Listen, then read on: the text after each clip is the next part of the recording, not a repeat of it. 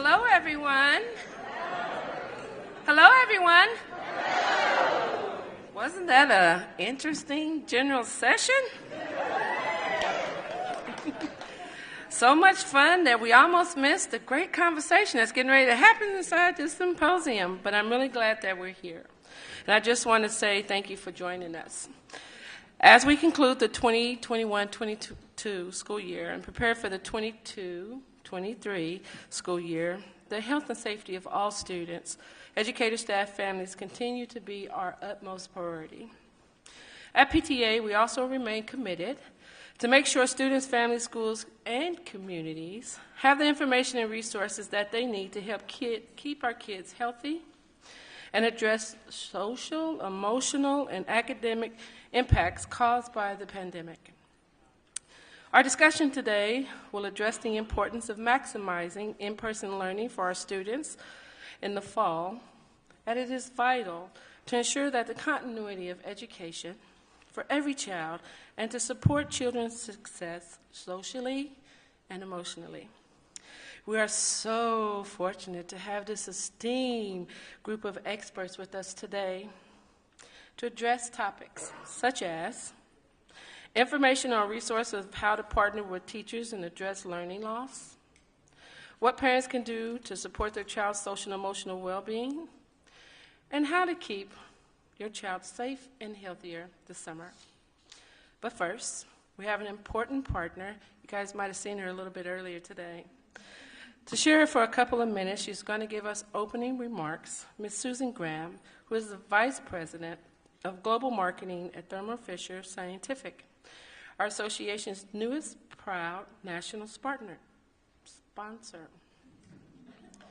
All right, I said something else. That's fun. We have teamed up with Thermo Fisher Scientific to educate and engage families on timely health and wellness topics, including COVID-19 testing in schools. The goal of our collaboration is to help safeguard and help keep our nation's children and families safe inside of our schools. Please help me welcome again Ms. Susan. I'm going to hand it over to you.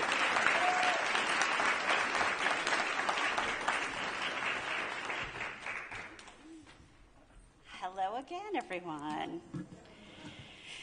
So again, a huge thank you to the National PTA for having me today, and I'm really happy again to be here with such an inspiring group of leaders and our esteemed panel. As I shared earlier, I'm the Vice President of Marketing and Strategy for Thermo Fisher Scientific, and also the parent of a fifth, soon-to-be sixth grader in Massachusetts. Go Mass! Our mission at Thermo Fisher Scientific is to enable our customers to make the world healthier, cleaner, and safer. Earlier in my remarks, I shared how we have partnered with the National PTA, working together to support keeping K-12 school districts open and safer across the country. However, our commitment to making a positive impact on human lives extends into higher education as well.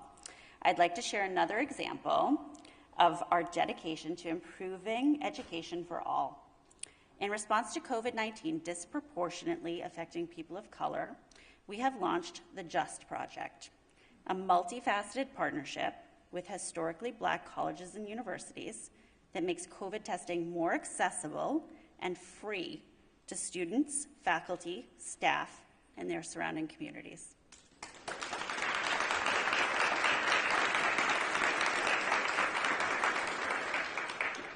Thank you.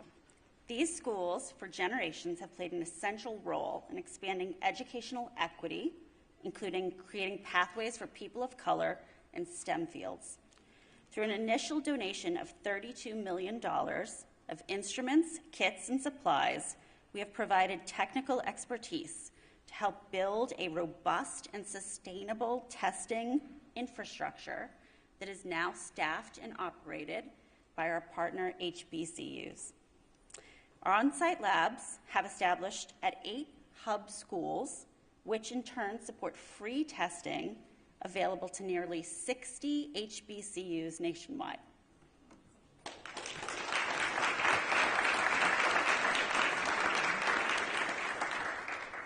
We believe testing can be a smart option to maximize in-person learning from K through 12 all the way through higher education by identifying infections early and quickly. And we look at all COVID-19 safety solutions available. Testing has been the great equalizer.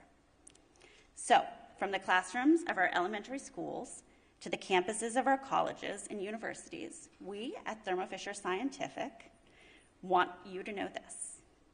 We support and stand behind everyone that makes getting a high quality and safe education possible in every zip code in this country.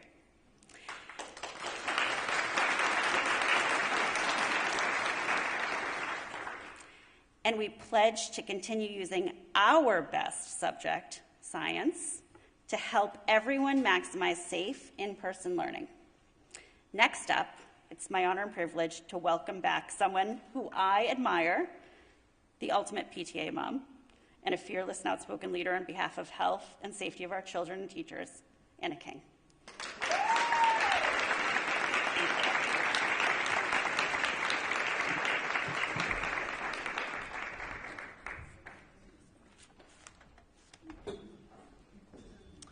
Susan is so awesome. Thank you, Susan, and to Thermo Fisher Scientific. The ability to test in schools has no doubt helped prevent outbreaks and to help keep students in school in person. Thank you for your support of PTA and our nation's children and young people, and especially our families. Thank you.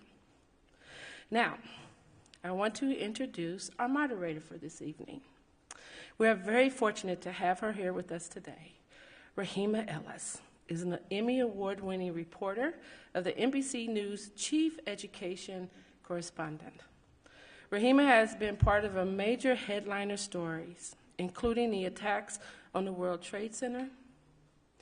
She was the first person to identify the attack on air as 9/11. She reported Hurricane Katrina and the death of Michael Jackson and the Haiti earthquake. It's pretty amazing, right?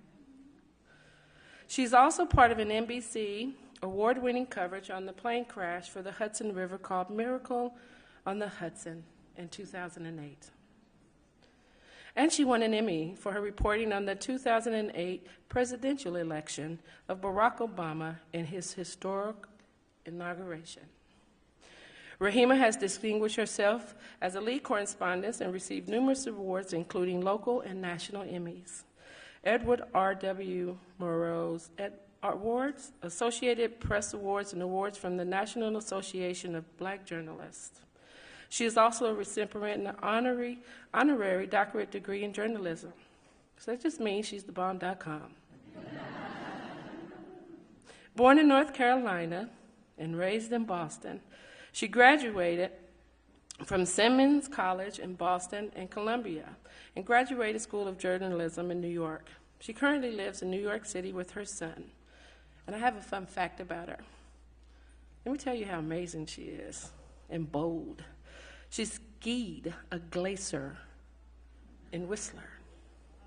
Can you say, wow? Please help me join and welcome Rahima Ellis.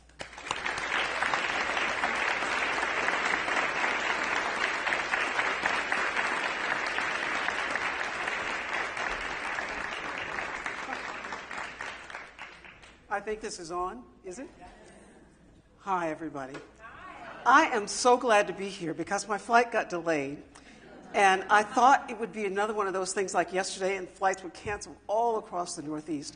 Luckily, I'm here. I was thinking about skiing that glacier thing. I did it once, but I'll never do it a second time. I won't. As we were going up, you had to take your skis off, climb up a little bit of a hill, and we got up there and the guy said, there's no easy way down, and oh, by the way, there's blood over here. A guy didn't make it. And I'm thinking, what am I doing up here? Well, when you got off the edge of the glacier and went down into the bowl, it was the most beautiful skiing I've ever had in my life. I was thinking about being here and thinking about this story of a guy who walks into his office and he's wearing his wife's eyeglasses, speaking of glasses.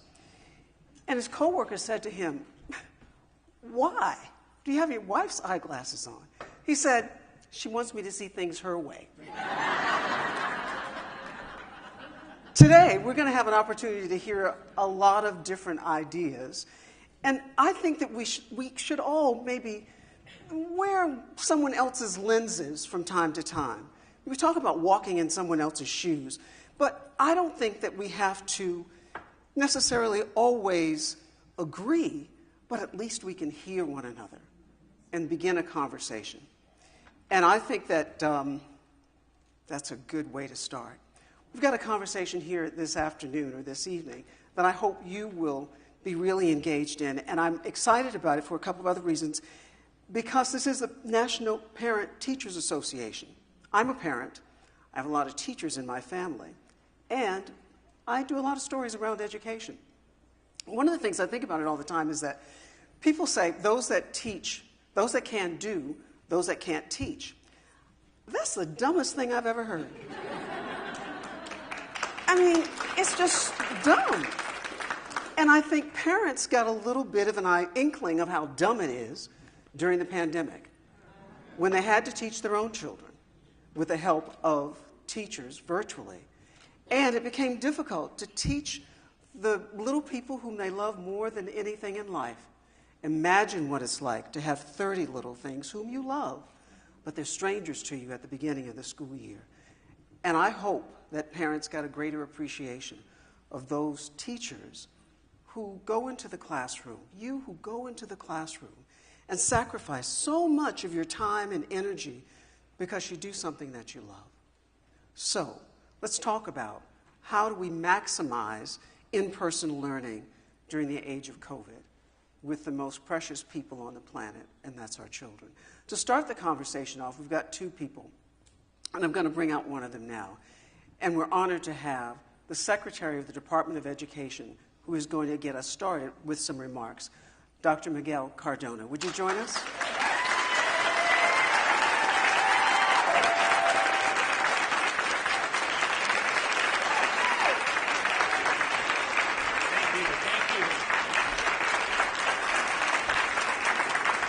How are we feeling? Yeah? Oh, I'm really happy to be here. Thank you, Rahima. I want to thank also President Anna King. Where are you? Okay, we saw each other in the back. We were doing selfies, you know how it is, like, right? And I also want to thank Executive Director Monell, who's been a great partner ever since I had the privilege and honor to serve as Secretary of Education. And I'm really excited I get to share the stage with Dr. Murthy. He's a great Surgeon General, but let me tell you, he's an even better person and father.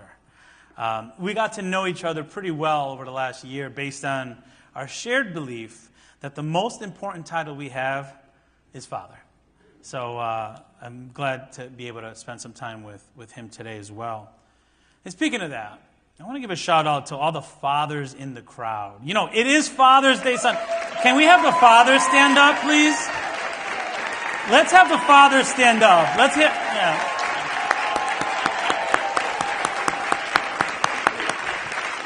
Thank you. We have to honor our father. You know, Mother's Day in the Cardona home is like a month-long event. So, but we got to say thank you to the fathers. I also want to say happy Juneteenth, which we celebrate.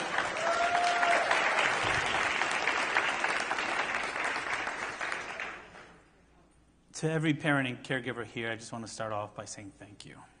Thank you for everything you do for your children, especially these last 2 years. With all you've done, I think it's appropriate for me to hand out honorary teaching degrees to all of you. As the father of 2 teenagers, I know parenting can feel like you're building the plane as you fly. And over these last 2 years with the pandemic, not only were you building the plane, you were flying it through a monsoon. But you did it.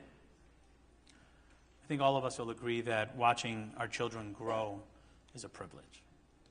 I had the honor of speaking at my son's graduation 2 days ago. It was special. You know, I've gone to dozens, I've spoken to dozens of graduations, but when you speak at your child's graduation, hits you differently. when I handed him the diploma, I realized that the experience of watching him grow into his own person is one of my life's greatest privileges. That's one reason why these recent tragic events, including in Uvalde, have been so heartbreaking. I recently traveled there, and it was a powerful and deeply moving experience to speak with educators, with crisis volunteers, and others who are supporting families in their grief. Their message to me for action is one that I take very seriously. We cannot normalize this. We cannot normalize this. We must respond with meaningful actions. Actions that put safety and success of students and the teachers who support them at the heart of all we do. Over the last 2 years, safety has driven reopening decision. And as we confront the realities that many of our children, our students and families are concerned with emotional safety and the physical building safety, it's our moment to level up our efforts for safe and inclusive environments and additional mental health supports. We are proud to have released $1.5 million in Project SERVE funds to help Uvalde, and we're prepared to be there for the long haul. That, along with sensible legislation from Congress, right? That'll help us ensure we're doing everything we can to protect our babies. No community should have to experience a tragedy like that alone. And community is actually what brings us together today. At one time, the National Congress of Parents and Teachers and the National Congress of Colored Parents and Teachers existed as two separate organizations. But they merged to form one organization, one community, the National PTA. And as we celebrate the anniversary of the National PTA, we recognize steps that were taken 50 years ago to unite your advocacy and your action as parents and teachers to serve every student from every community. The National PTA was formed, in part, out of recognition that America's diversity is one of our greatest strengths. And while diversity is still under attack in some places, I'm proud that the National PTA still embodies diversity as a pillar of strength.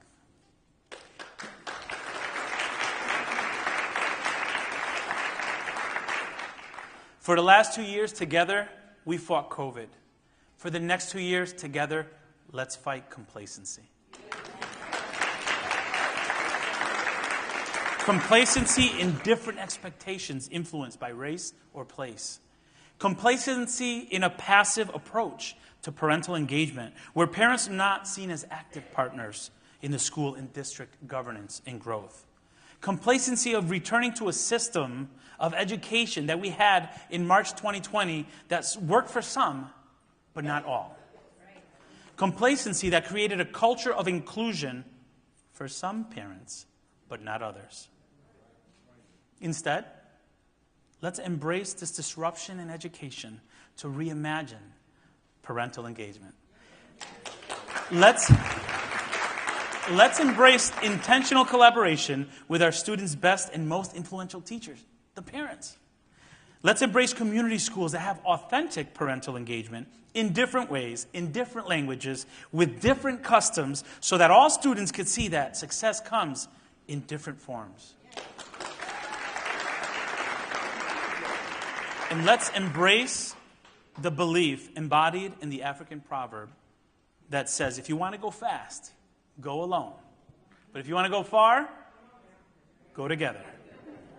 At the Department of Education, we're looking forward to partnering with all of you here as members of the new National Parents and Families Council. I'm excited about the work we're going to do together to ensure that your children have access to great, diverse teachers and academic and mental health supports to thrive in the recovery from the pandemic and beyond. We need your voices. We need your good thinking. We need your honest collaboration now more than ever. As we move forward, let's maximize in-person learning by making sure that every day, every student feels safe and seen at school.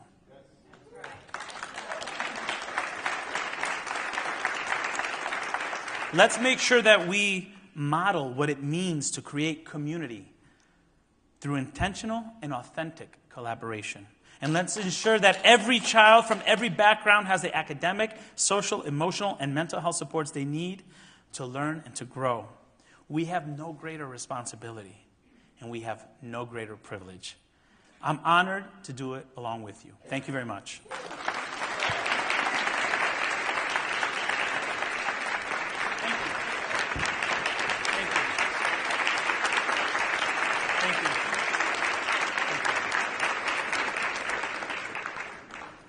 Thank you so much, Mr. Secretary.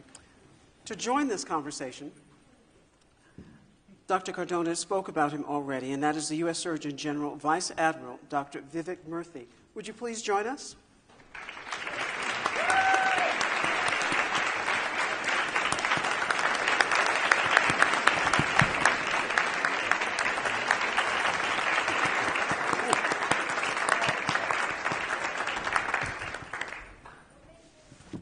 Thank you so much, everyone, for that warm welcome. I'm so happy to be here with the PTA, the National PTA. And can I just say how excited I am also to be here with my good friend, Secretary Cardona. I know you already know this about him, but I'm going to tell you something you already know, which is that he's a man who really feels deeply, he's full of integrity, and he leads with passion. That was one of the things I appreciated about him very early on when we met. And it's not just in public, but he's like that in private too.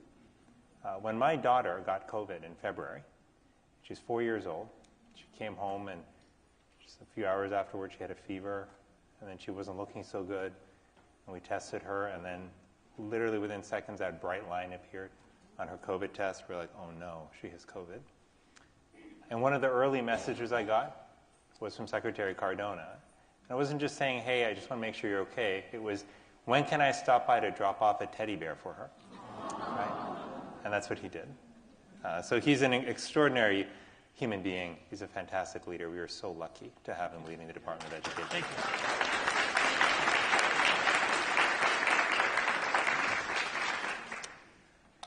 I know that it's hard to put into words what the last 2.5 years has been like for all of you. It's been really different for each of you, but there have been some shared struggles as well. And along the way, I know that you've had to endure your fair share of hardship, not only at home, not only in your schools, but in some cases taking attacks, and complaints from folks who maybe didn't understand what you were trying to do. And so I want to actually just start today by asking you to close your eyes for a moment and just take a deep breath. I want you to just acknowledge the incredible sacrifice you made during these last 2 years that was born out of a love for your kids, a dedication to your students, and a commitment to seeing them through these very difficult times. I know you don't thank yourself often enough, but I want you in this moment to allow yourself to feel good about what you did, to thank yourself and appreciate yourself for everything that you contributed to keep our children safe. And I want you to know that there are people all around this country who are better off because of what you did, who see you for the servants that you are, and who appreciate you deeply. And I want you to feel their appreciation flowing through you, and know that there are people out there who have your back. I want you to open your eyes. That appreciation, that's what you deserve to feel every day. Because whether you're a mom or a dad taking care of your child at home, or a teacher or a principal or school administrator trying to keep things together during difficult times, you have served honorably. You've kept our kids safe, and I can't think of something that's more important than that. I know that sometimes you can look around and it seems like the world is very dark. And if you read the headlines of the papers and watch news often, and I encourage you to consume media in moderation, it's better for your health. Because media has a powerful role to play just like any other source of information. but we also have to pay attention to how we feel, right? And sometimes when you're deeply immersed in the news all the time, and you can't tear yourself away from the TV screen, you can start to feel like everything is dark in the world around us. And I know there are reasons to believe that. We're dealing with an extraordinary and horrifying level of violence in our communities that have put our children's lives at risk. We see that while COVID is a lot better in many ways, we are not done with the pandemic. And we still struggle, of course, with the threats of climate change and racism that affect so many of us, regardless of our age. So there are real issues that we are struggling with. But that's actually why I worry a lot about the mental health of our children.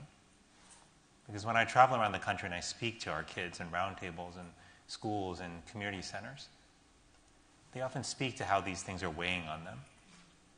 That's often manifesting as anxiety or symptoms of depression or particularly as loneliness. And we know that young people in particular experience the highest levels of loneliness of any age group in society. And so just being connected on technology doesn't necessarily mean that you're not lonely. But when I think about this in a very personal context also, because as a child I struggled a lot with my own mental health and well-being. I was painfully shy. I had a hard time making friends in elementary school, and I felt very alone. And I started to chip away at my own self-esteem and sense of self. I started to feel more anxious every day when my mom dropped me off to school. I didn't want to go to school, not because I was scared of teachers or exams, because I didn't want to feel alone. I didn't want to feel anxious. And I look at my 4- and 5-year-old, who I kissed before I went to work this morning, and I don't want them to feel the same way.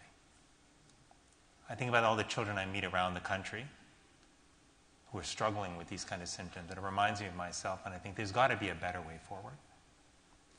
And that is why addressing youth mental health in our country is the defining issue of our time when it comes to our youth.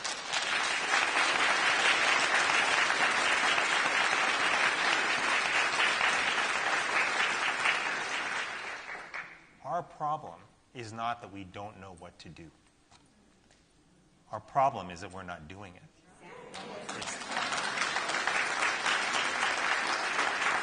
Our problem is that we're not funding it, that we're not passing the kind of laws that adequately will support our kids, not just today, but for years forward.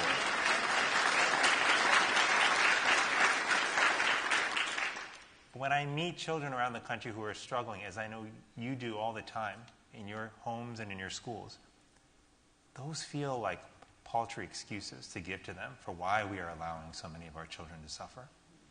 So that is why in December I issued a Surgeon General's advisory on youth mental health for the first time to call attention to the crisis that our kids are facing and to lay out a blueprint for what we need to do as a country to address that.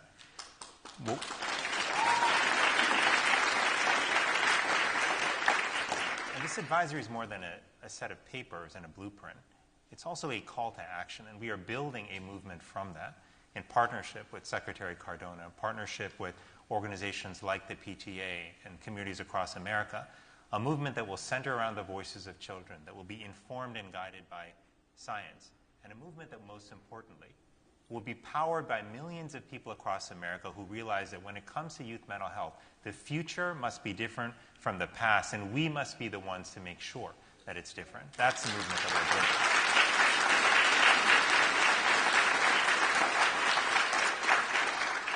And I'll lastly say that despite all the challenges that we're up against, I feel hopeful.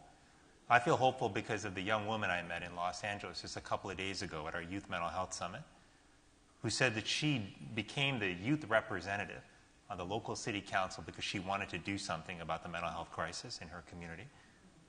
I feel hopeful because of the parents that I meet all across America, but one mom in particular in California, Laura Talmas, who saw how kids were struggling with loneliness, including her own daughter, and built a program, Beyond Differences, which is now helping kids help other kids to find community and connection in schools all across America.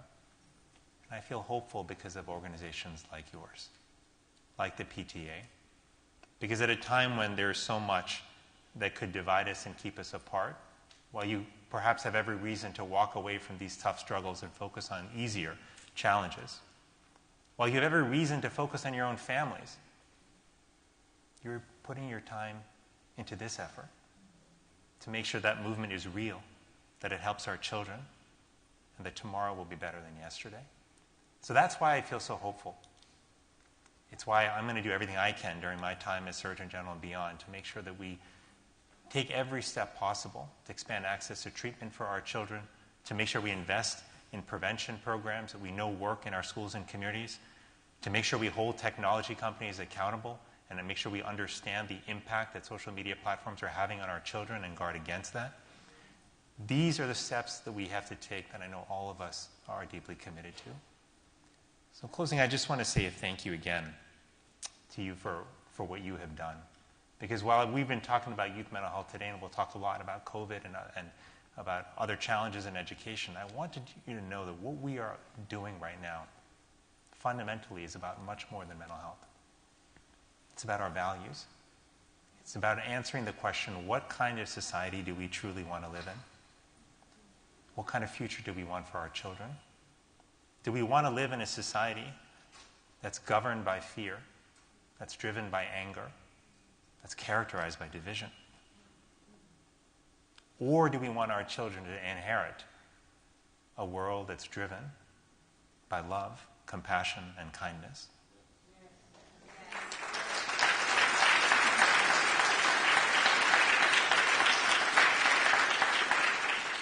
We know the answer. Our kids know the answer. And that's the future that they deserve.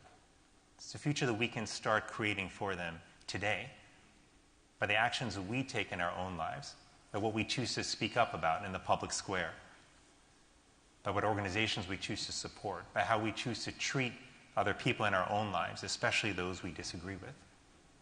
We can lead by example. We can support leaders who live out those values as well. And we can show our kids that there is, in fact, a better way forward. So I'm so eager to work with the PTA. I know we've done events together in the past. We've got a lot more that we've got to do together. But we can create a better future for our children. I can't think of a more important mission for us than that. Thank you so much.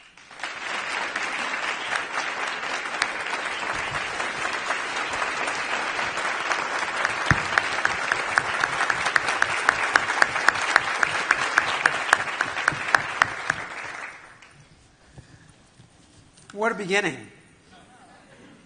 I just thank both of you so very much for being here.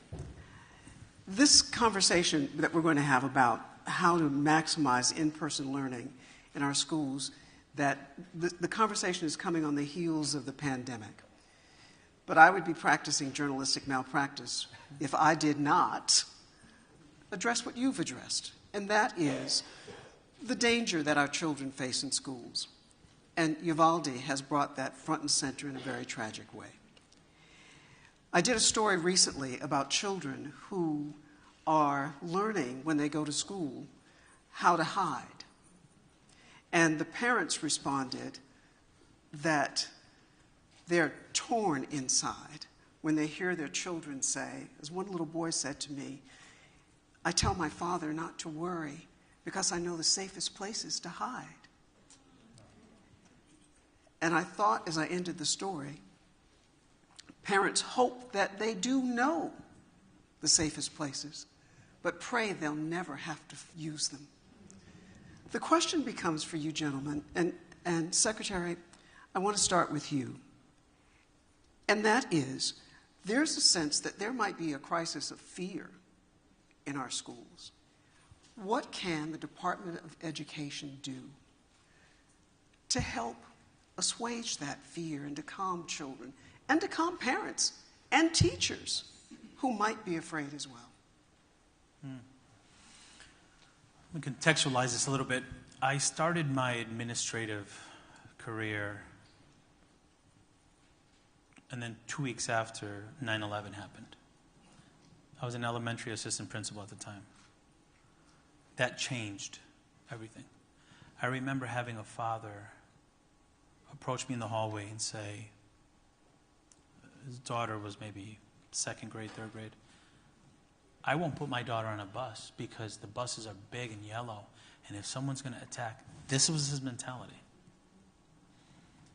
fast forward about a decade, my last year as principal, I was serving as principal of an elementary school when the Sandy Hook massacre happened, 40 minutes away from where I was serving. That changed how we do business in education.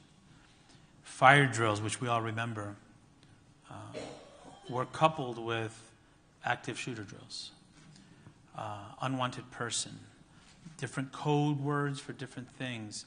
And I won't go into details, but let me tell you, a lot of our preparation planning were focused on ensuring we can do everything possible to create a safer learning environment and a protected learning environment. 10 years pass, and unfortunately, I had hearings recently, and I had in front of me, it was like 9 or 10 pages, 11 font of school shootings since universities or schools. And when I said in my remarks, let's not normalize this, I meant that. So what can we do to assuage the fears? We need to be honest about what we can do and what we can't do within our buildings. We have to recognize that this is a community issue as well.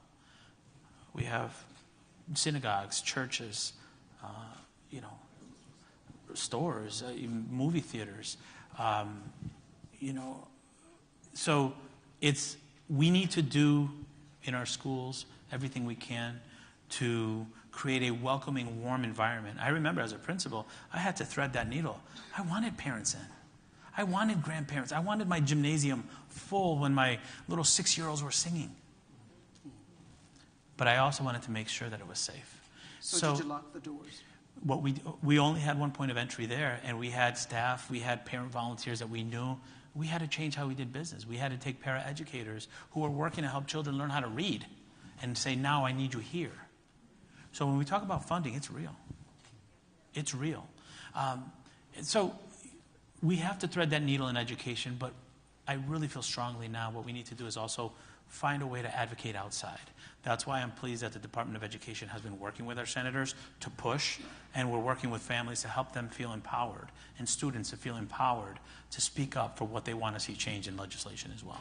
And Surgeon General, do you think that the bipartisan effort that's going on in Congress right now, children don't pay attention to the news like their parents do, and they shouldn't. But do you think that that's a reason why people should feel hopeful around gun safety measures? Because the parties are talking, and it looks like there might be something that will come from it that could bring about some safety for our children and maybe our communities in general. And in some measure, maybe, again, calm the fears of children and their parents when they send their children to school. Well, it's a good question, and one thing that's implicit in what you're saying is that the mental health of parents and kids are linked.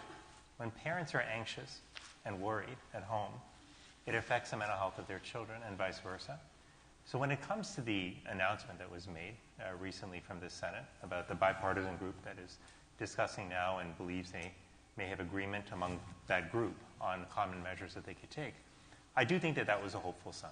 It was certainly the most hopeful sign of progress that we've had in perhaps almost 3 decades. But it's the first of many steps that has to take place. If those measures actually become policy, and there's still a number of steps for that to happen, that would be a big deal.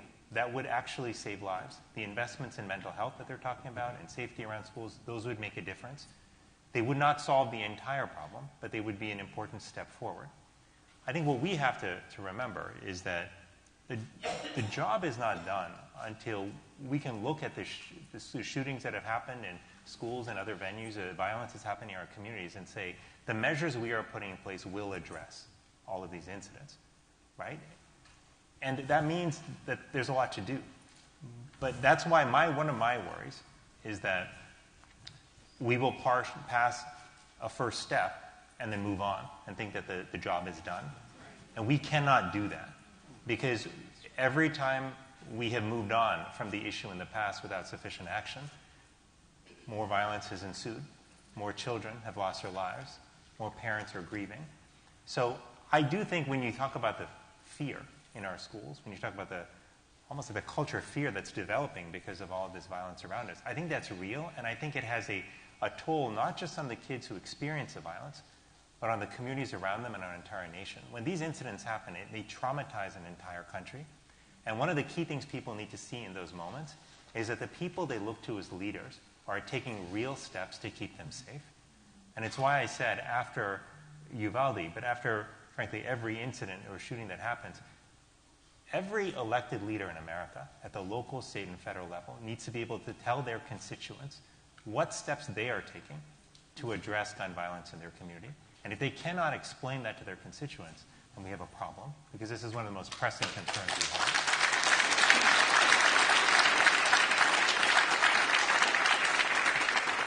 And I'll honestly just say, I know this has been partisan in times in the past, but it shouldn't be.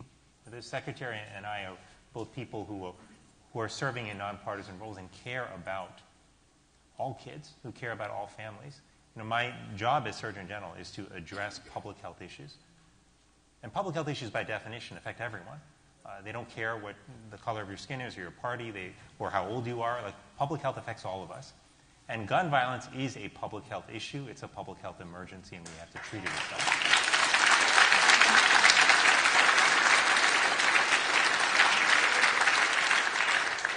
Last question on this in terms of safety, and then I'm going to pivot to what so many of us want to hear, and that is about the health issue inside of our public schools. But Secretary Cardona, I recently heard, and you correct me if I'm wrong, if I heard it wrong, your stance on the notion of arming teachers. You seem pretty vocal about it. You weren't very subtle. Yeah, look. Bad idea, good idea. No, bad isn't an apt description. It's a stupid idea.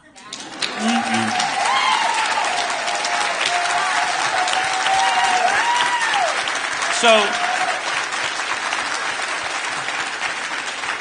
what it shows is the disconnect between policymakers who want to have their 15 minutes in front of a camera and what's happening in our schools. There's such a disconnect. So what I said was, so what do we do when a teacher goes out on maternity leave or paternity leave? Do we give the substitute a gun? What do we do when we're short teachers and we're putting students together and we have an intern? Do we give the intern a gun? Or what if I'm a parent and I say, I don't want my child in a classroom without someone that's armed? Do I get to keep my child home that day? It's ridiculous. And what it does, it's pandering to folks to stoke division, and it's further disrespecting a profession that has been beat up since I walked into it. So, and I'm all for discussing different options. I'm all for bringing people with different perspectives at the table. What I'm not for are strategies that further disrespect the profession, put students in more harm, and make no sense educationally for the well-being of students or staff.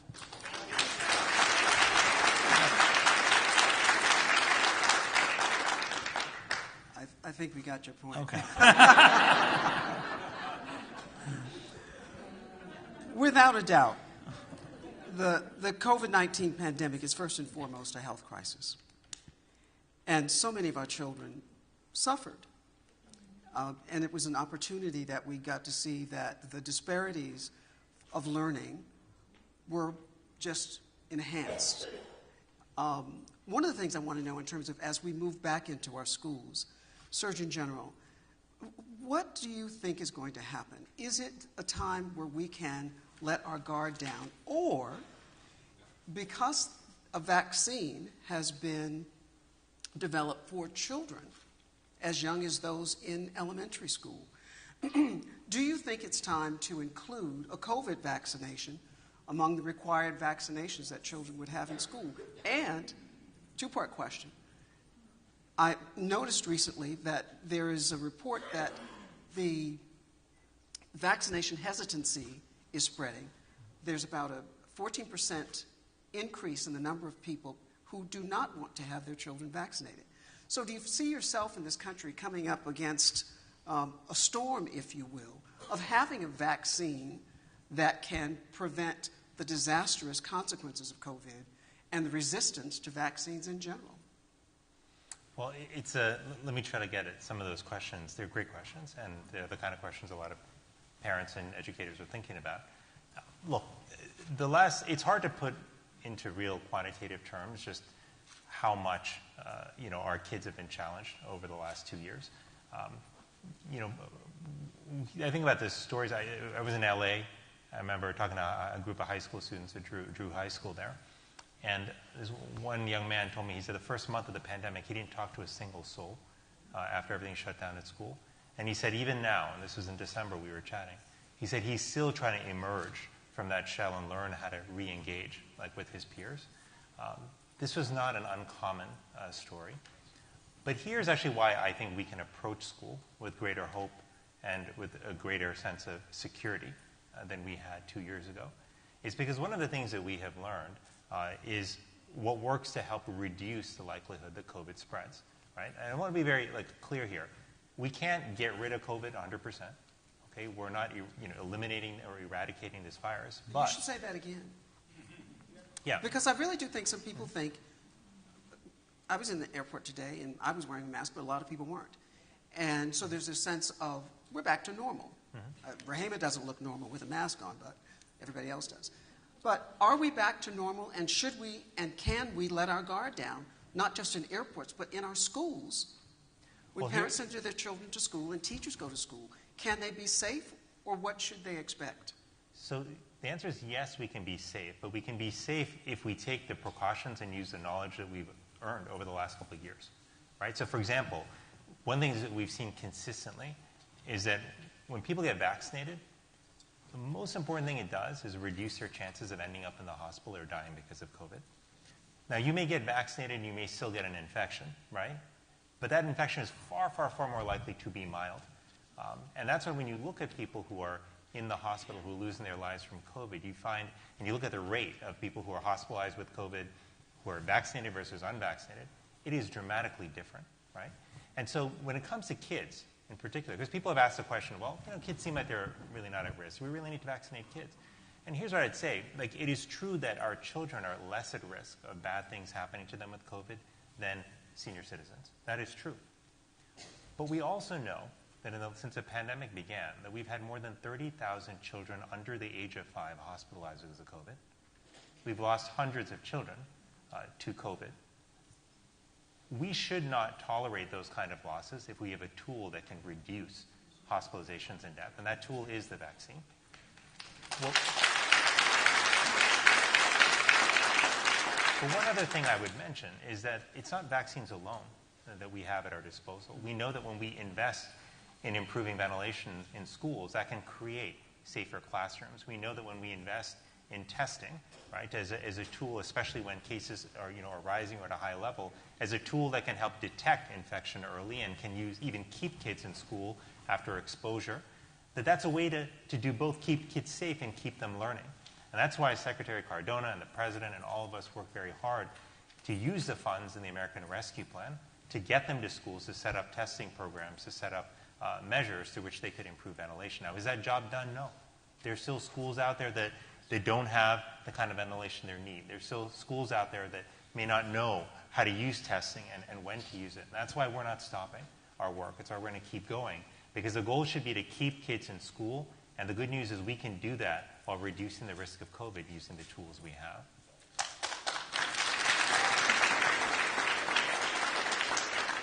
It's a hopeful note, and I think that one of the things that we want to have happen today is to leave people with hope that this can get better. Secretary, I'm wondering about that COVID relief fund and how is that money being used and how the federal government is keeping track of it. And are you able to? It was something like $190 billion, maybe $123 billion went to K-12. Are you able to track that? As the Surgeon General was saying, we don't have equity across the board in terms of how schools were able to ramp up their facilities in terms of ventilation. I went to some schools and there was a little thing sitting up on top of a desk.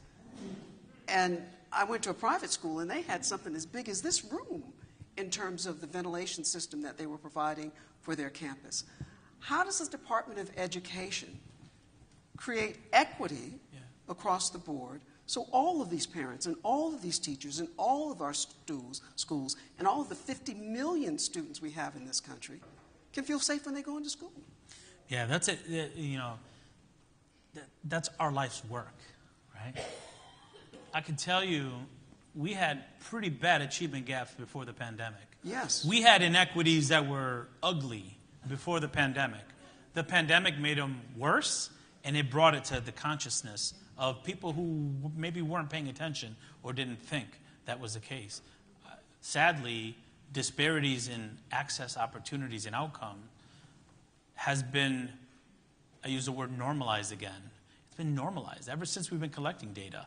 Race and place are sometimes better predictors than anything else, than aptitude for sure. So the pandemic brought that out. And it's not only in academic outcomes, health outcomes. Black and brown folks were dying at a higher rate. So the health outcomes were issues too. But I am hopeful. I am hopeful. The president always says it. We need to look for opportunities out of crisis. That's what we do in America. The American Rescue Plan funds, unprecedented. $130 billion K-12 system. $40 billion in colleges. If it wasn't for that American Rescue Plan, we'd be talking about which colleges are closed right now, where gaps are worse, where kids, we can't find them. The American Rescue Plan dollars are being used to get students into after-school programs, summer programs, better ventilation systems. I mean, I traveled to over 34 states and territories, and I've seen firsthand what they're being used on. And in terms of accountability, let me tell you, National PTA, if there's something you could do with us that'll have a meaningful impact, is help us with bottom-up, top-down accountability. We need to be talking at board meetings on how these dollars are being used. We required every district to post on their website how the dollars are being used. Let's work together to get that front page to see if the money is being used to help students who can't read, students who lost a parent to get mental health supports, after-school programming, or is it being used to make something a little bit shinier, right? You know what I'm saying. So yes, we did put in provisions to make sure that accountability is there. We put in provisions in order to get the money from our department, and this was something that Congress didn't ask us to do. We needed to do this. Your plan better focus on equity and stakeholder engagement, which means getting you at the table. So, and then the last thing I'll say really quickly is what it did is spark a conversation around education. And I know education is being used as a culture war, but I'll take it. If it means we're talking about education, I'll take it. So what we're doing now, the American Rescue Plan funds talked about how important it was to get dollars in. Now it's my expectation when that money runs out that there's the same level of urgency to close achievement gaps, to provide high-quality schools where kids can breathe, where parents feel engaged. So I'm pushing for state and local funds to match the president's urgency and the president's commitment to education during a crisis.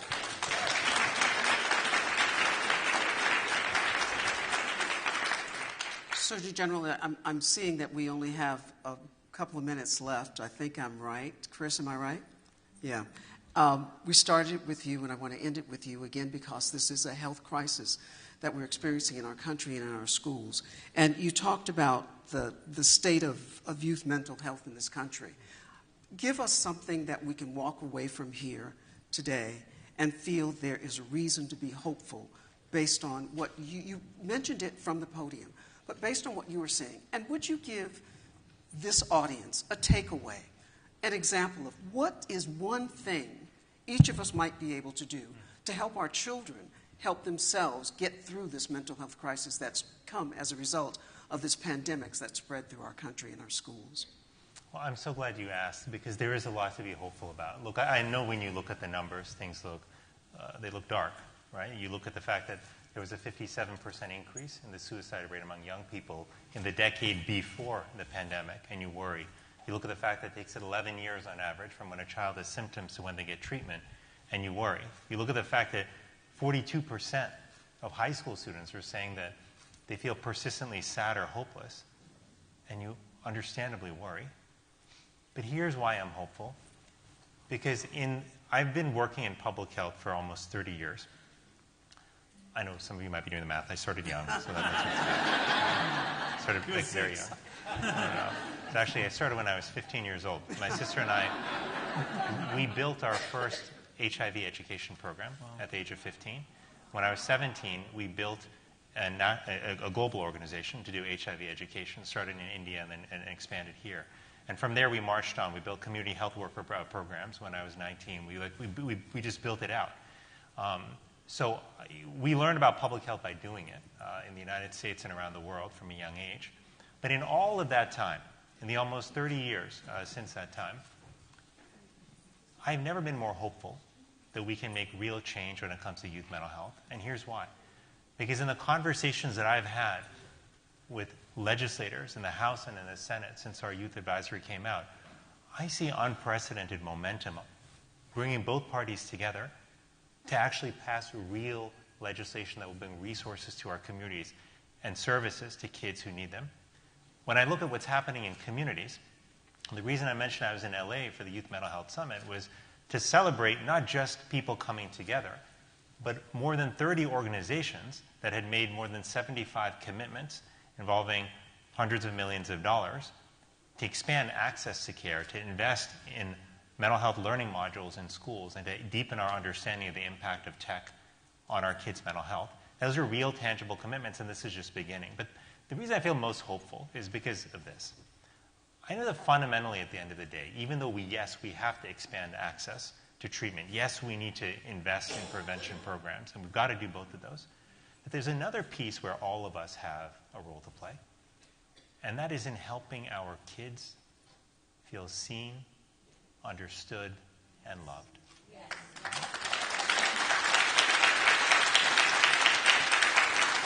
And that is something, I'll tell you, that is something that you don't need a medical degree to do. You don't have to be a nurse or a trained mental health professional to do that.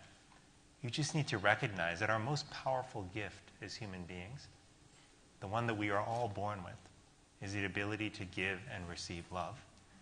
And we sometimes think of love as a soft word. It's not.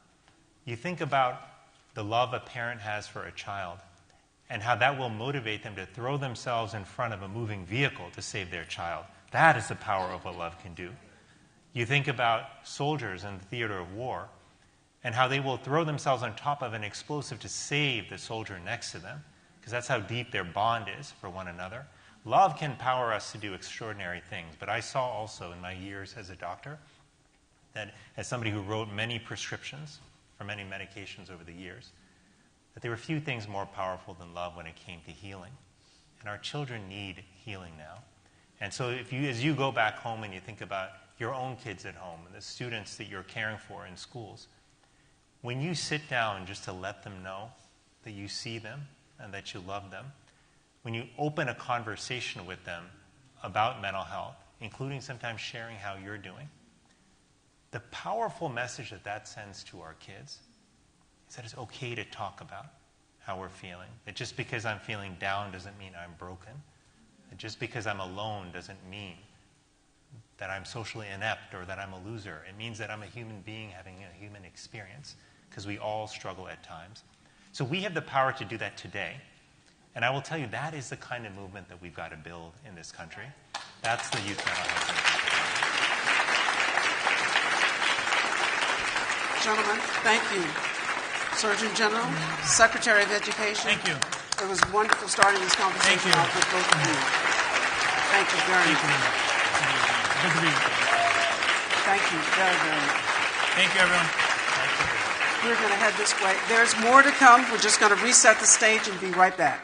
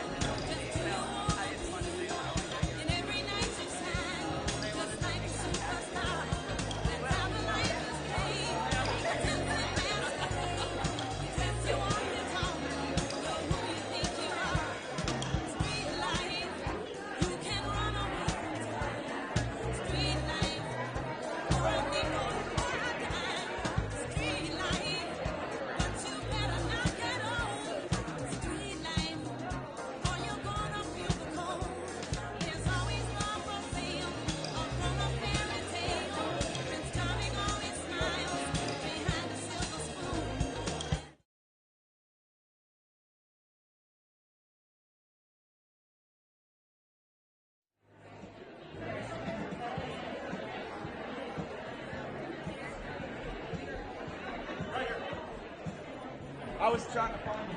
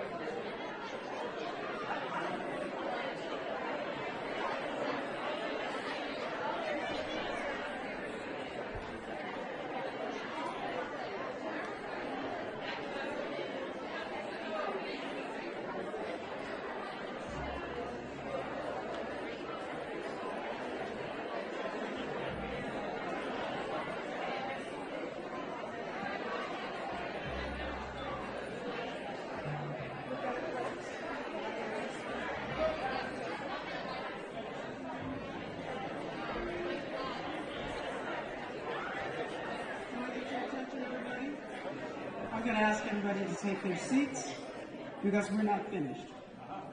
In fact, the Surgeon General set us up for the next portion of this discussion, which is about to get underway.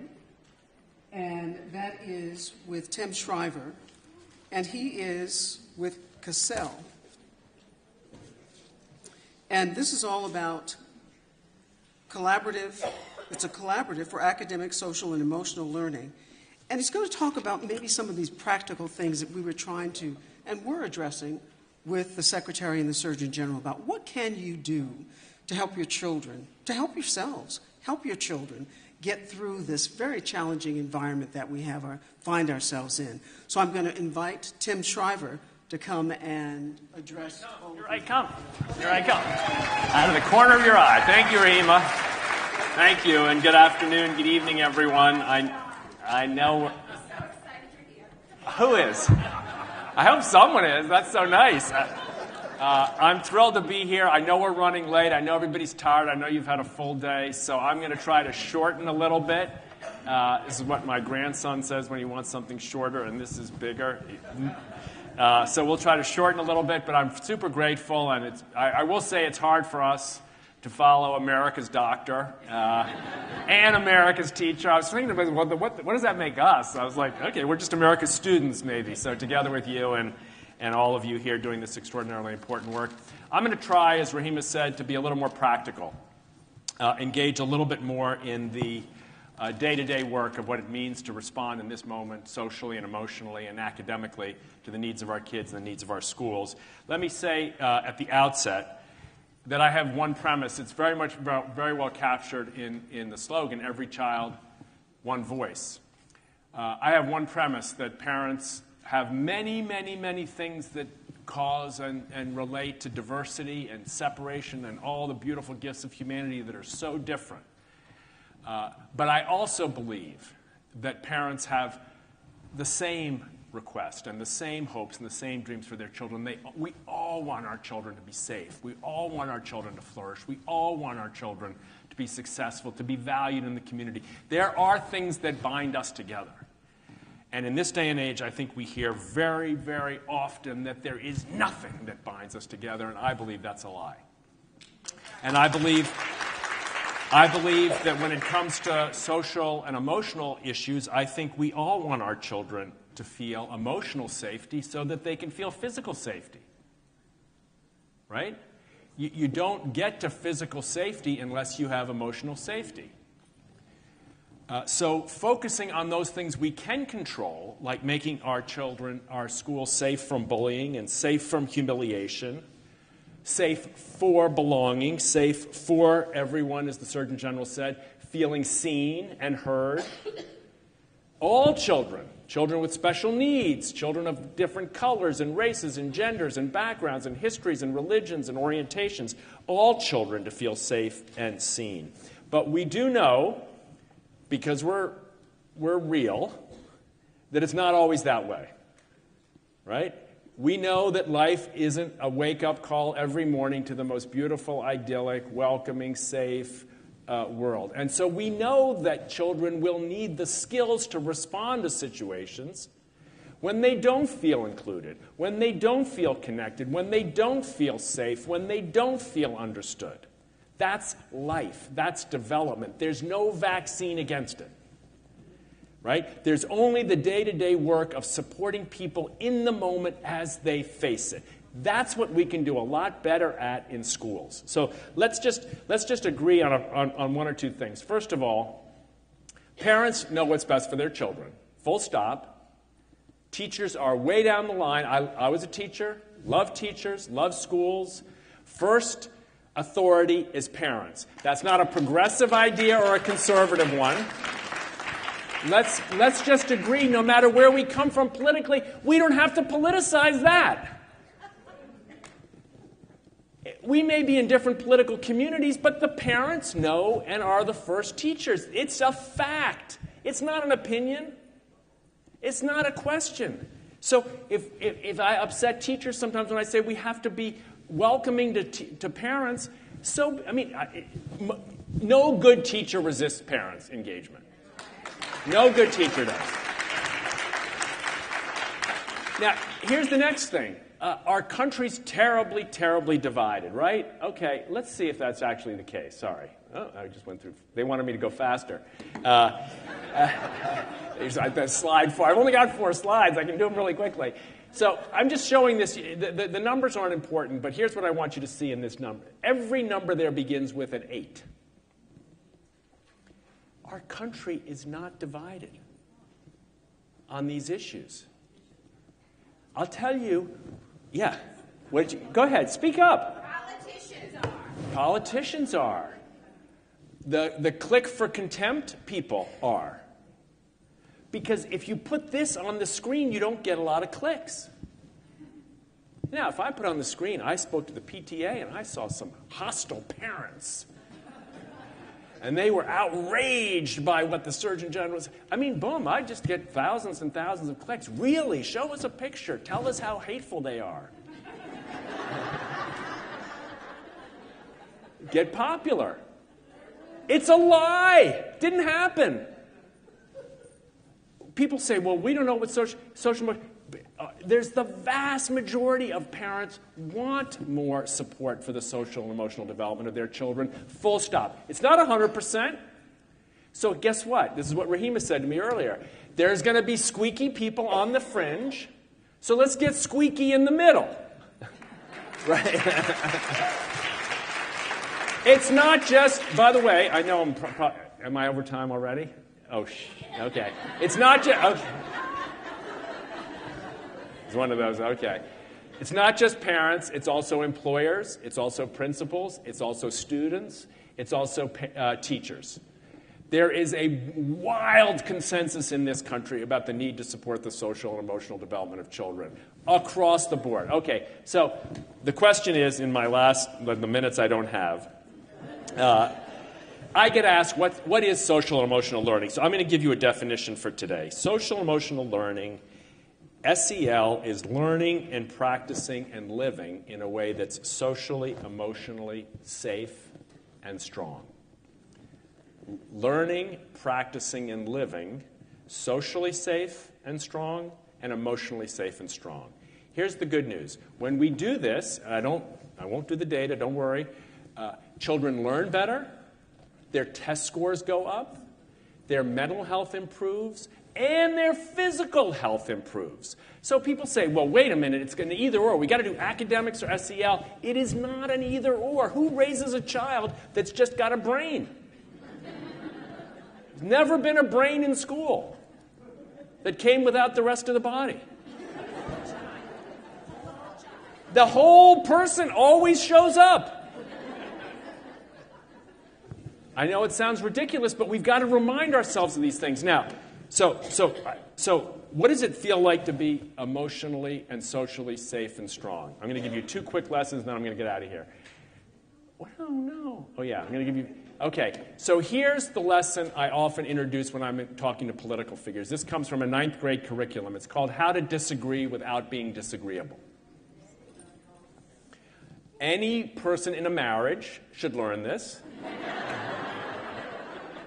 Every parent and child needs to learn this.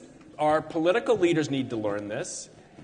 All I want you to do is just think about one of these. If we had more time, we'd play around with this a little bit more. But think about number 2 and how hard that is. I'm sorry to go through this quickly. But think about a conflict in your life right now. We all have them.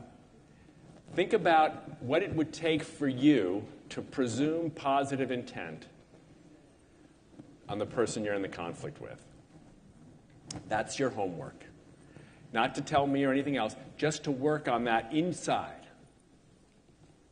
What would it take for that uncle of mine, that cousin of mine, that neighbor of mine, that colleague of mine, for me to actually think that that son of a gun who's selfish and narcissistic and doesn't think through things and is out for a fight and is a horrible person actually has a positive intent? Okay, that's homework assignment number 1. Sorry, we can't spend more time. I'm over time. Whoop, they really... This is really good teaching here. Can I make this full screen? Oh, no, I guess I can't. Okay, so second skill I want you to know, we teach these things in school. This is called turtling. So how many people had any stress at all today? Okay. So how many people have a strategy? Okay, 2 hands. That's the people running the show. I know I have to get over, right? I could keep talking. I'll talk about this after we introduce the rest of the panel. But I'll share with you that these are skills that children learn to manage stress. Homework assignment number 2, try it tomorrow, 1 time in the day. We'll talk more about it when we introduce the rest of the panel. Rahima, over to you. Can I stay here? I'm going to sit here, and I'm going to bring the rest of our panel up. And Dr. Sandy Chung, please join us. And Shanton Berry, where are they? Oh, there you are. There they are. Come on, ladies. Welcome. I'll sit here. I did? Oh, come on. Yeah. All right. I'm having stress now. It's got things, shake things up a little bit. Nice warm embrace. I'm blocking out Shatons.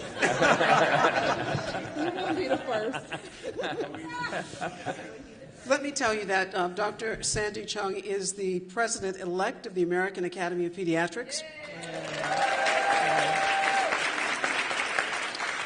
And Shanton Berry is the National PTA Healthy Minds Ambassador and a member of the National PTA Board of Directors and Leadership Committee. She's got a lot of other titles, too. I'm going to start here. Dr. Chung, as we're talking about things people can do to help themselves and help their children, what can a parent do to help advocate for mental health care in their communities? I mean, really what they can do. We say, go advocate for mental health. I don't even, folks may say, I don't know where to begin. How do I start that? Yeah, what a great question, and thank you so much for asking. I do want, before I answer that question, just wanted to say I wanted to just go back to my seat and listen to Mr. Schreiber a little bit longer, and the Surgeon General, and just what amazing speakers we have today. I'm so grateful to be here. I'm a pediatrician, and I actually practice here out in Northern Virginia. But as a parent, I have 4 teenagers, and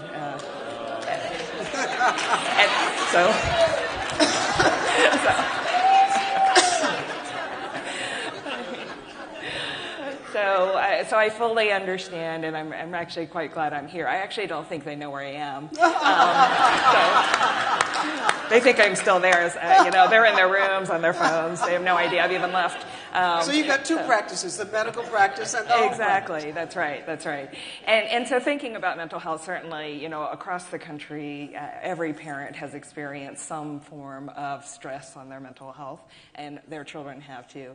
And when we think about the different ages, I think the challenge here is thinking about, well, what do I do with my, 20-year-old? What do I do with my 14-year-old? What do I do with my 12-year-old? What do I do with my 3-year-old? And what do I do with my 6-month-old? And at every stage and every age, we can all do something to help our child. It's never too late. It's really important to recognize that it's never at a point where you can't actually continue to help your child, regardless of how old they are. When we talk about advocacy, there's multiple forms of advocacy. So there's advocacy, and we think about, with our first speakers at a government level, at a federal level. And those who are interested in doing that or have time to do that, there are many ways to get involved with advocacy organizations in your communities. But then there's community advocacies, there's local advocacy in your school, and thinking about, well, how do we get more help for our kids? Not just at school, but where they are. So perhaps they're in daycare, perhaps they're at the sitters, perhaps they're in your home. And where can you do interventions? I think we think of traditional advocacy as lobbying and reaching out to legislators, and that's incredibly important, as we heard from the first panel.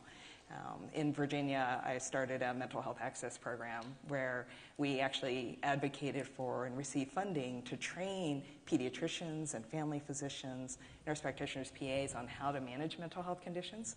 We were never really taught that when we went through training. We were always taught to refer to mental health providers, but there's a national shortage. All right, there's a national shortage. So I was referring kids to someone, and they would have to wait 6 months to get an appointment. Right? And so what do you do in that environment? And then you become your child's advocate, right? And you can reach out to your pediatrician to try to get them to help. But what I saw was that if we could train more people, people who are already working with children, if we can train the people who are already seeing children to have that skill set to help the child right in front of them. So in our mental health access program now, we have reached over 1 million children in Virginia, so that we have trained hundreds of primary care providers, and we have helped thousands of families find care in their communities. And so that can be done, and that was advocacy work. And so I think that making phone calls, reaching out to your local organizations, that's a great way to start. And also start by getting Dr. Chung's number, and she'll help you figure out how to make that happen in your community. Shanton Berry, it leads me to think about the bigger picture in terms of maybe families coming together and working as a unit to advocate. And it's not just one person, but is it possible that families could work as groups to advocate for their children? At a PTA event. Absolutely. I think in that conversation that, one, we have to empower families to know what advocacy is, like Dr. Chung said, that there's different levels of advocacy. And I think when we talk about advocacy, most people do think federal, but every parent advocates for their child every day. Whether you're walking in that school saying, my baby needs a book, or there's not enough toilet paper in this school, or what are you going to do about this teacher that's not being effective, you're advocating. And so acknowledging that power and like-minded people coming together and saying, yes, we're going to do this, absolutely, and having those conversations. And being vulnerable enough to say that there is a problem, and being strong enough to say, we're going to take care of it. So that's the power of parents, that's the power of family, that's the power of community, and it's there, and we just have to tap into it. And do parents need to know that the help can come from someplace other than school, or is it only school, or is school the beginning of where they look for resources, but if it's not there, is it somewhere else? So I think that in this conversation about mental health, we're looking at it wrong. And we're looking at it from that the school is going to fix the community. And we have to think about the community has to fix the school. And so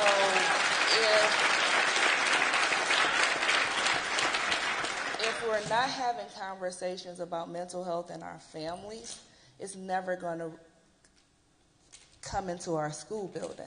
And so school can't fix home, but home can fix school. And so community can fix school. And so we have to look at this differently. Mental health is not something that we're going to fix with a check sheet. We're not going to be able to check these boxes and say, everybody's healthy now, let's move on.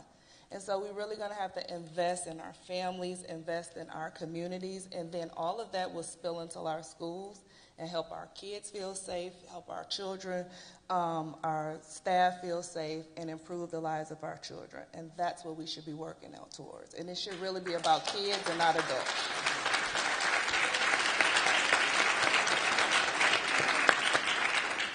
Tim, I'm wondering, with what you were, all your charts. We want to see more of those charts. But one of the things I'm wondering, it's summertime, but the challenges we have, the anxiety we have for our children, does it go away because it's summertime?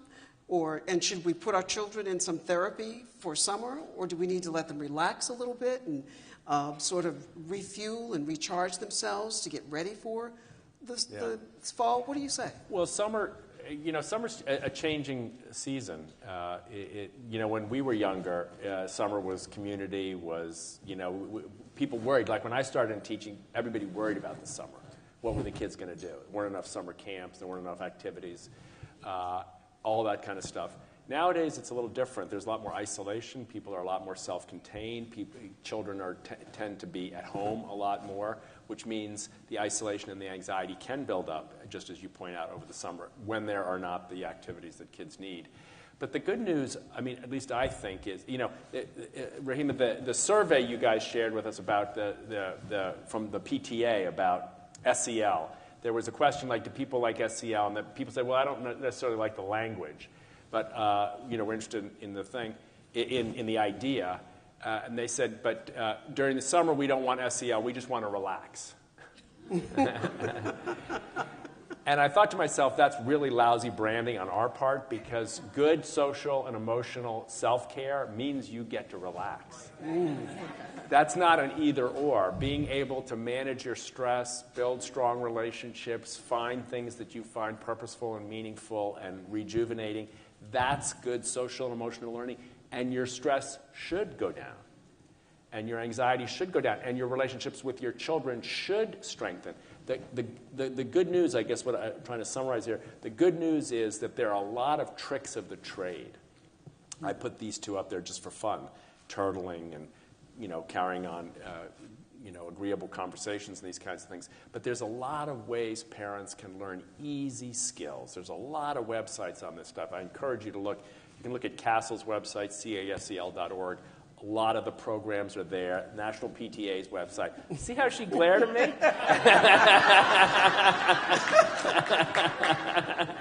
My goodness. We need to have a disagreeable conversation without being did out. Later. So all that's good. One of the things I'm wondering, as a pediatrician, Dr. Chung, do you say to... Every time I took my child to a pediatrician, I almost felt that I was getting as much medicine as he was. I just wasn't getting the shot. But is that some of what you have to do with parents? And can parents lean on their pediatricians for help when their children are feeling out of sorts? Absolutely. I want every parent and caregiver to feel like they can reach out to their pediatrician or family physician or trusted caregiver in medicine for help. Whether or not your pediatrician may know exactly what to do will vary, depending on their training and their experience. But if they don't know what to do, they'll know where to help you find care. The key here is just to remember you're not in this alone. The whole point of having a pediatrician, and one of the joys of being a pediatrician, is that we get to help you. We get to watch your child grow with you, and you know best your child. We may have some information that we've learned along the way that might help you, and that's really what we're here for, is to help you raise your child in the best way possible. One thing for us to think about is not to think so much about mental health, but rather healthy emotional development. It is an ongoing process, like Shaitan said. It's not a, now you're mentally healthy, congratulations. That's not quite how it works. But I think when you realize, when you see your 3-year-old throwing a tantrum, that they're expressing themselves, they're trying to tell you something. They're not there just to irritate you. Not totally. Yes, my 3 is probably my least favorite age. For my children. But what they're doing is they're learning and they're testing and they're trying to figure out their way. And what they've not yet experienced sometimes, as we went through this pandemic, we all went through this trauma together. What children have not yet experienced, perhaps, though, is that there's an other side to things. They have not necessarily had experiences where they've been tested and perhaps failed, or had to try something and it didn't work, or to be afraid and have an experience that was so traumatizing, but they've not been through that other side where they've lived through it. And they can look back and say, oh, that's not the end of the world. There's another day. Things will be different next week, tomorrow, whenever. So it's really important as parents that we impart that knowledge, share an experience perhaps of when I had that happen when I was a kid. This is what I did, and this is what I learned. And not necessarily tell them what to do. Tell them what you did. Give them an example. Be a role model. Tell them a story. Because especially when they're at certain ages, my 4 teenagers at home, they're not even looking at me when I'm talking, right? But I know they heard the words. If any of you have ever said something your parents said to you that you swore you would never say, right? You heard the words. They're in your head. You just chose, at the time you weren't too excited about it. But that's what I mean. They're listening. They're hearing you. So share your stories. Teach them the way through. Shannon, I'm being told that we've only got 1 minute left. I shouldn't do that to you. But as the mental health ambassador, we talk about social emotional learning. And people think, well, there's nothing wrong with me mentally. And that it's just a bad word. You're just making me feel bad. I think there still is a stigma of people looking for help. How do we get people past that feeling of, something's really wrong with you that maybe can't be fixed? And yes, go and seek out help in order to navigate through these challenges that we're having. So Secretary Cardona talked a lot about we shouldn't normalize things. But I think we need to normalize feelings. We need to normalize having them, normalize that they are big or little, or that we're experiencing them, because when we don't acknowledge them, then we create mental health issues. By not acknowledging your child's tantrum, by not acknowledging that I had a bad day, by not talking about that, we are creating a further mental health issue. So we normalize saying, ooh, it's a great day, I'm going to go shopping, right? We normalize that. We normalize, ooh, my stomach hurts, I'm going to not go to work today. But we don't normalize, I'm stressed out and I don't know what to do today. I don't know how to feel today. So we have to normalize that. And so it's okay to not be in a good mood. It's okay to not feel like peopling. It's okay. It's okay to not want to talk to people. It's okay to do those things. And so how do we normalize that to say it's okay? And so I'm going to just go further because that's what I do. The takeaway that I want every person to have is that as you're having conversations with your babies every day, instead of saying, what did you do today? Ask them, how did you feel today? And change the narrative of how you're talking about feelings and how you're engaging with your child, because that is a different conversation. What did you do today is nothing. Right. Right? How did you feel today? Eric really got on my nerves. Now we've got a conversation. It wasn't me.